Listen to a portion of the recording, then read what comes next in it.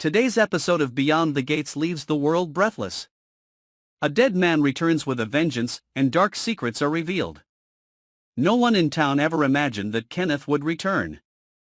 Because everyone believed that he had died mysteriously and inexplicably in a terrible accident many years ago. Martin was the first to hear the strange rumor that someone had seen a wanderer with a face similar to Kenneth around the northern hills, where the lights never reached and the wind howled like the call of the past. At first Martin didn't care, thinking it was a coincidence or a silly joke. But the feeling deep inside him kept screaming, an uneasiness clinging to him like a shadow that couldn't be dispelled. Martin was the one behind the dark events related to Kenneth. Secrets that he thought were buried with the man's public death. But Kenneth's return was not a coincidence, it was arranged in a cruel and terrifying detail. Like a revenge play that had been prepared for a long time and was now gradually closing its final act with blood and pain. Martin began to receive the first signs. An old torn photo with the words "I'm not dead," a bloody knife placed in the mailbox, then a knock on the door in the middle of the night with no one answering. Those were no longer meaningless teasing, but a warning from someone who was observing his every step, every breath.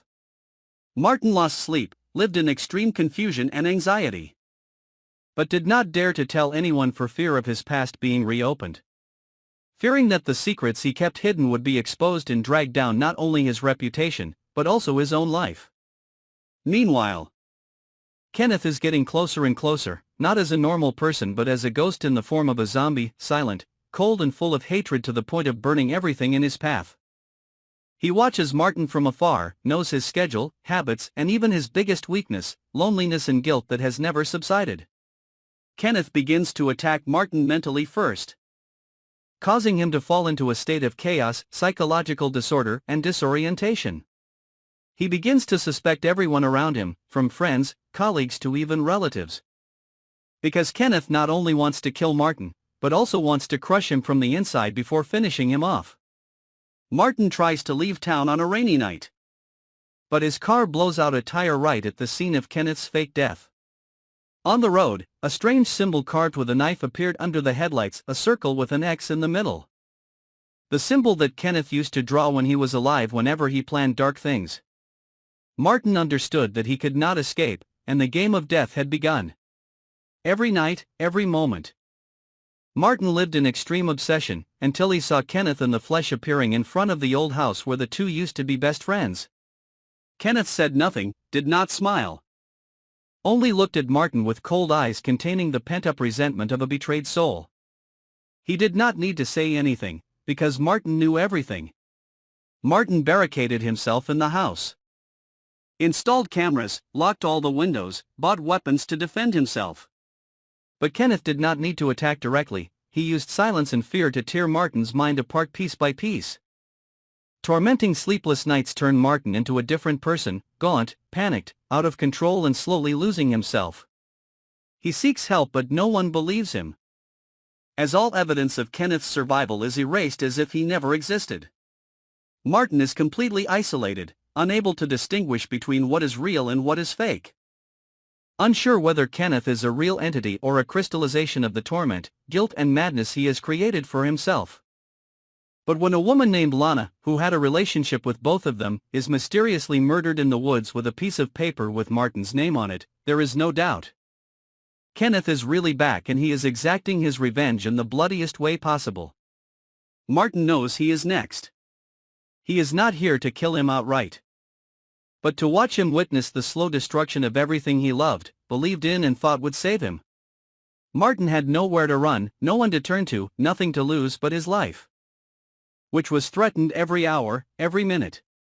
And when Kenneth finally appeared in the house, in the darkness of the room where Martin had written his never-sent confession, the final confrontation between the former friend and the traitor was silent, full of death, blood, and darkness. But Kenneth didn't just want Martin dead. He wanted him to live a few more minutes to feel the despair, to feel the twisted justice he believed he deserved. Kenneth's return was not simply a revenge. It was the final judgment for a guilty soul, and Martin, somehow, also understood that he could not escape. His life was being counted down and the most terrible thing was that he knew that moment was coming but could not stop it. However, Martin never imagined that Kenneth's revenge plan was so carefully prepared that his every last breath was also calculated by his old enemy. When Martin thought he had survived the confrontation in the house. When blood was spilled and Kenneth disappeared like a nightmare in the mist. It was only the prelude to a truth more shocking than anything he had ever imagined. 3 days later, a strange video was sent to all of Martin's acquaintances, including friends, ex-lovers, former colleagues and even the town mayor, with a single title, "The Truth About Martin." In the video, Kenneth, with bloodshot eyes and a calm, eerie voice, revealed the shocking truth. Martin was the one who staged Kenneth's death years ago to profit from the life insurance policy in his name, and at the same time took possession of the woman Kenneth loved. Martin hired someone to kill Kenneth but did not know that Kenneth survived in a paralyzed state, then hid in a remote monastery deep in the mountains to recover for the past 6 years. Secretly planning for the day of total revenge. But the most shocking scene is the end of the video, the image of Martin tied up, his mouth gagged. His eyes rolling back in despair and extreme fear when Kenneth said the last words, "Justice always comes back, and this time, I am the one holding the scales." Then the screen went dark. Only a cold gunshot echoed in the darkness. The whole town was shocked. The police did not find Martin's body. But they found blood stains and a severed hand, the only thing left for DNA identification. No one knows where Kenneth ran away, no one knows if Martin is really alive or dead, but the curses, the secrets, and the nightmare that they thought was over is actually just beginning. And if you think that's the end, think again. Because the ghosts of the past always know how to return from hell.